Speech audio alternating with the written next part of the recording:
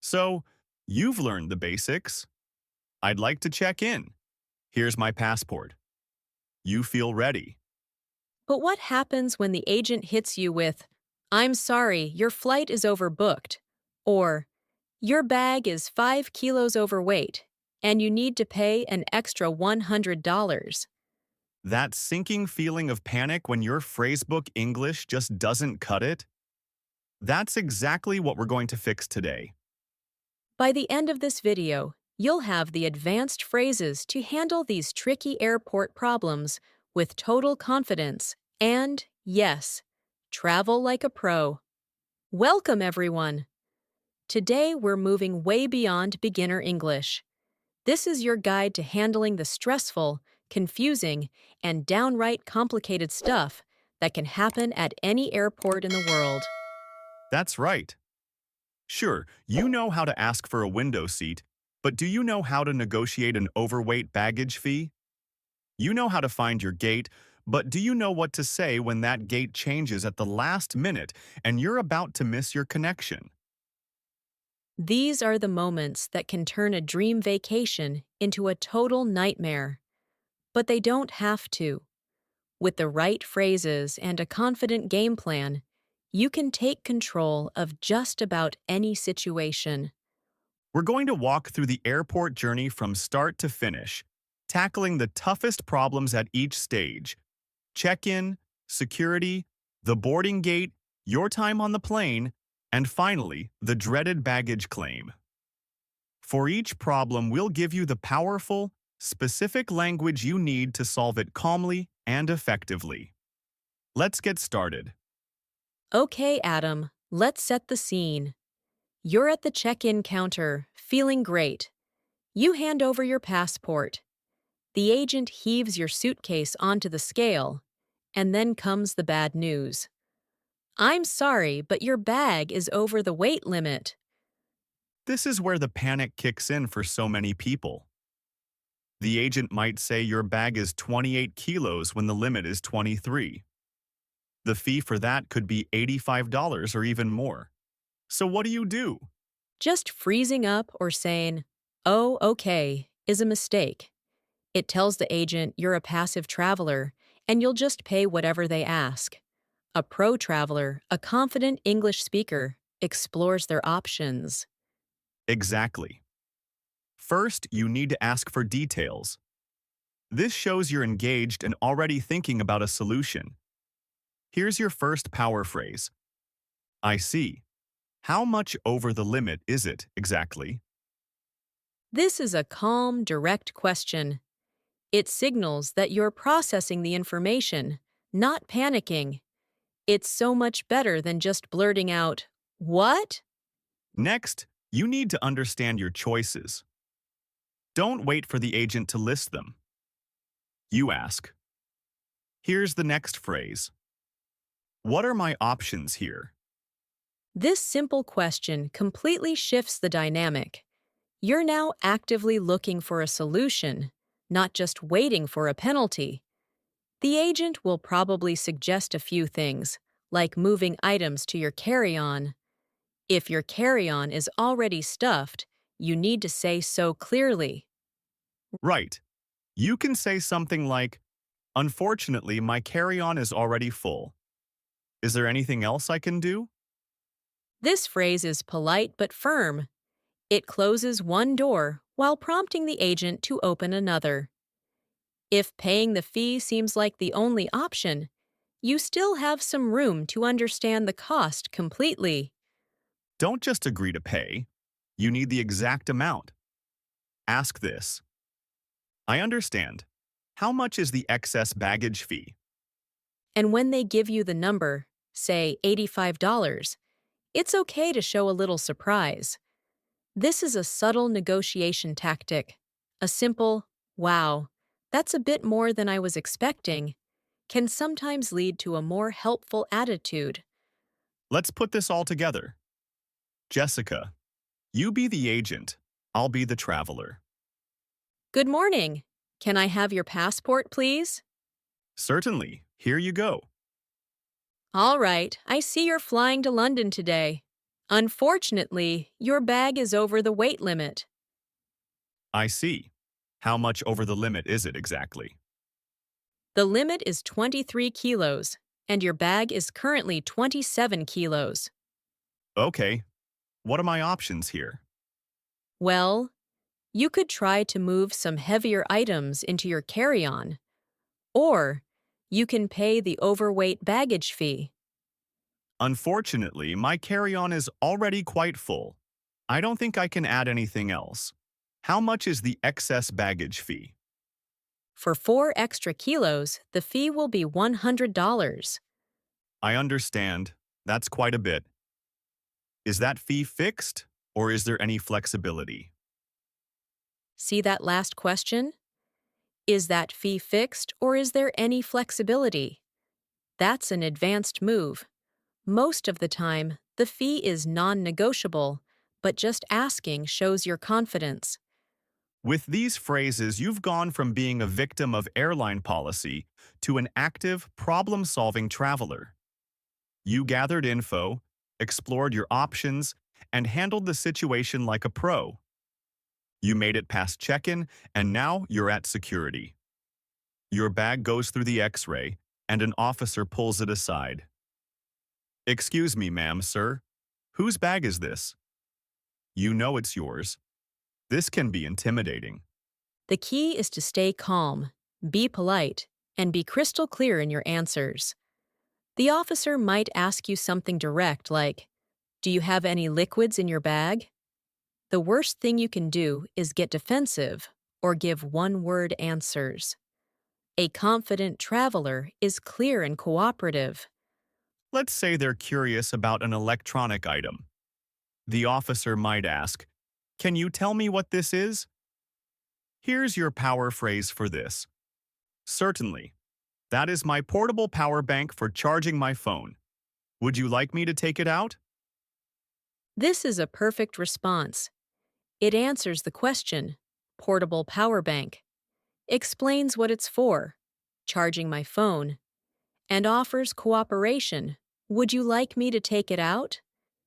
It shows you have nothing to hide. Sometimes the issue is liquids. Maybe you forgot about that bottle of water. The officer will say something like, "I'm sorry, but this bottle is over 100 milliliters and isn't allowed." Instead of just sighing and letting them toss it, use this phrase. "Ah, I apologize. I completely forgot that was in there. Please go ahead and dispose of it." This shows you understand the rule, and you're admitting your mistake politely. Saying, "Go ahead and dispose of it," gives them clear permission and keeps things moving smoothly. All right, let's practice a security role play. I'll be the traveler, you be the officer. "Excuse me, is this your backpack? Yes, it is. We've flagged an item in here. Do you mind if I take a look inside? Not at all, please go ahead. Can you identify this for me, please?" Of course. That's a metal case for my eyeglasses. I can open it for you if you'd like. That's okay. And what about this container? Oh, that's a jar of face cream. Is it too large? I apologize. I thought it was under the limit. This is 150 milliliters. The limit is 100 milliliters. I'll have to confiscate this. I understand. I apologize for the oversight. Please go ahead. In this chat, you were cooperative, clear, and apologetic when you messed up. You weren't nervous or defensive. Exactly. You were in control of your communication, even when you weren't in control of the situation. That's the fastest way to get through security and on your way. You get to the gate, ready to board, and then you see it. The word you never want to see, delayed. Or worse, canceled. Or maybe the gate agent makes an announcement. Ladies and gentlemen, this flight is overbooked. The panic starts to bubble up.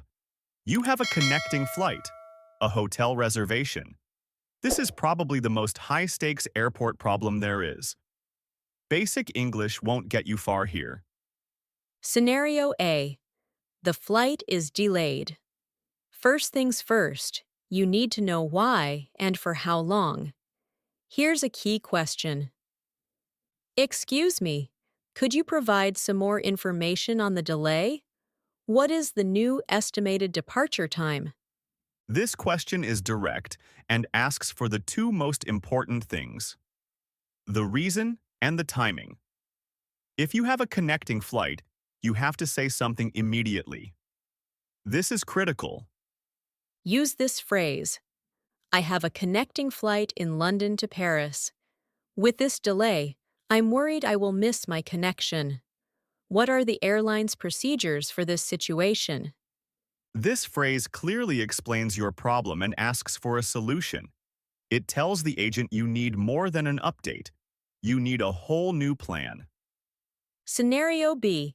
The flight is canceled or overbooked. This is more serious. Here, you need to be assertive about getting rebooked and compensated. When a flight is overbooked, airlines often ask for volunteers to take a later flight. If they ask for volunteers, your first question should be this: what is the compensation being offered for volunteers who take a later flight? Compensation could be a flight voucher, cash, a hotel room, or meal vouchers. Don't be afraid to ask for more. You can politely say something like, would it be possible to get an upgrade on the later flight as part of the compensation package? If you're involuntarily bumped, meaning you didn't volunteer, you have rights. Go to the agent and state your case clearly. I've been involuntarily bumped from this flight. Could you please explain my rebooking options and the compensation I am entitled to? Using the industry term involuntarily bumped is an insider move that shows you know what you're talking about. And always, always ask about your bags. Yes. Ask this: will my checked bags be automatically transferred to my new flight? Never just assume this will happen. Get confirmation. Let's try a role play for an overbooked flight. Adam, you be the traveler, I'll be the agent. Ladies and gentlemen, Flight 744 to Denver is currently overbooked. We are looking for 4 volunteers to take the next flight, scheduled for 6 p.m. this evening. Hello. I understand the flight is overbooked. What kind of compensation is available if I volunteer to take a later flight? We are offering a $400 travel voucher for a future flight. I see. And does that include a meal voucher for the wait? Also, I have a tight schedule tomorrow. Is there any chance for a seat upgrade on the 6 p.m. flight as an incentive? Let me check. Yes, I can offer you a meal voucher.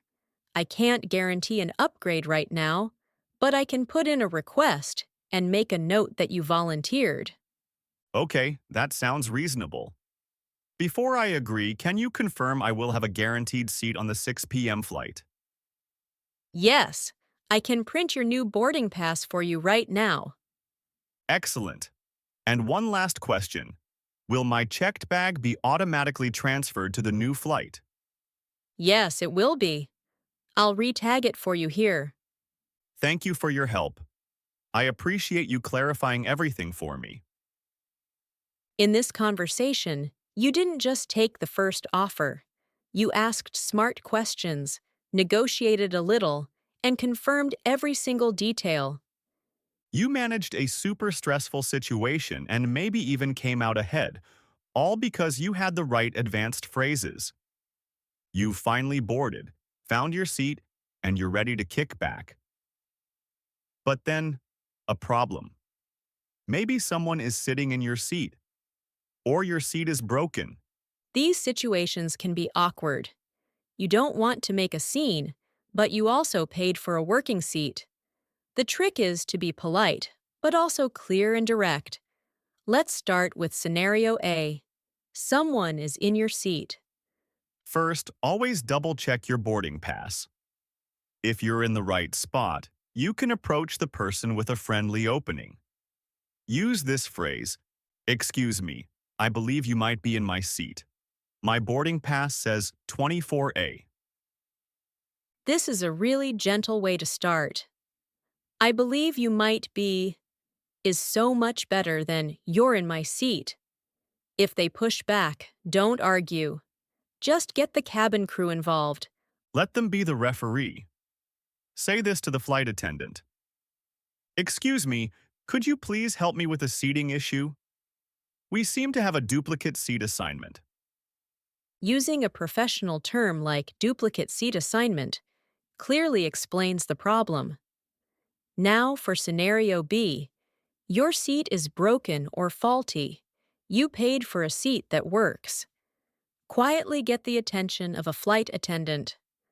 And say this, "Excuse me, I'm having a problem with my seat. The screen recline button tray table doesn't seem to be working. Is there anything that can be done?" This phrase clearly states the problem and politely asks for a fix. If the flight isn't full, you can ask to be moved. Try this follow-up.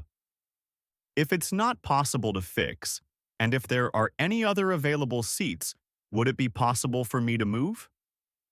This is a totally reasonable request. Let's do a quick role play. I'll be the traveler, and Adam, you can be the flight attendant. "Hello, how can I help you?" Hi, sorry to bother you, but I'm having an issue with my seat. The entertainment screen is completely black and won't turn on. "Oh, I'm sorry about that. Let me try to reset it from our system. I'm afraid it's not responding. It seems to be a hardware issue." I understand. Thank you for trying. If it's not possible to fix, and if the flight isn't full, would it be possible for me to move to an empty seat? Let me just check the passenger manifest. Yes, it looks like we have an empty seat in row 32. It's a middle seat, though, I'm afraid. That's perfectly fine. A working screen on a long flight would be wonderful. Thank you so much for your help. Notice the tone there? You were polite, clear, and reasonable. This calm, respectful approach makes the crew want to help you. You stood up for yourself without being demanding, and you got what you wanted. This is the final hurdle, and honestly, it can be the most frustrating one. You've been waiting at the baggage carousel, it stops spinning, and your suitcase is nowhere to be seen. Or it shows up, but it looks like it's been through a battle. A very important rule: do not leave the airport. Go straight to your airline's baggage service office, which is usually right near the baggage claim area. Let's cover scenario A. Your bag is lost. When you get to the desk, you need to report the issue clearly. Here's the opening line. "Excuse me, my luggage did not arrive on the carousel from flight 737 from New York." This sentence gives the agent everything they need to start. They'll need your baggage claim tag, that little sticker. Have it ready. They'll then ask you to describe your bag. Use these descriptive phrases. "It's a medium-sized, dark blue, hard-shell suitcase with 4 wheels." And add this: it has a bright yellow luggage tag and a sticker of the Eiffel Tower on the front. After you file the report, you need to ask about what happens next. Here are the crucial follow-up questions. First, could I have a copy of the report and a file reference number? How can I track the status of my bag? And finally, once it's located, will it be delivered to my hotel/address? By following these steps, you've created an official record and a clear plan. You've handled a super stressful situation with total poise and professionalism. Let's be real. Travel is always going to have its curveballs. Flights get delayed, bags go missing, and things go wrong. While you can't control the airline or the weather, you can absolutely control how you communicate. Today, You've armed yourself with the advanced, specific phrases to manage the toughest situations at every step of the airport journey. You now have the tools to handle overweight baggage, navigate security questions, negotiate flight disruptions, solve onboard problems, and report missing luggage like a seasoned expert. You're no longer just a tourist with a few English phrases. You're a prepared, confident, and capable traveler. You're ready to face whatever the airport throws at you, not with panic, but with a plan. You are ready to travel like a pro. Now it's your turn. What's the most stressful airport problem you've ever had to deal with? Share your story in the comments below. Reading each other's experiences is a fantastic way for all of us to learn and get even more prepared. And if this video helped you feel more confident, please give it a like and subscribe for more advanced English guides. Safe travels!